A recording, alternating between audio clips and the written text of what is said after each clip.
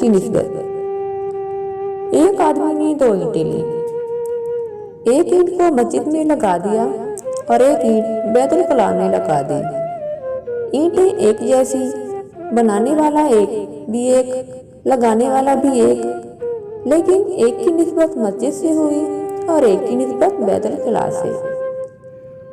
जिस ईंट की निस्बत बैतुल खला से हुई वहां हम नंगा पांव भी रखना पसंद नहीं करते, और जिस ईंट की निस्बत बैतुल्लाह से हुई वहां हम अपनी पेशानियां देखते हैं, इसको होठों से चूमते हैं, बोसा देते हैं। दोनों के रुतबे में फर्क क्यों हुआ?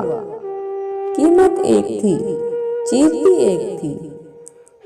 एक ही तरीके से दोनों ईंट एक इंसान ने लगाई भी।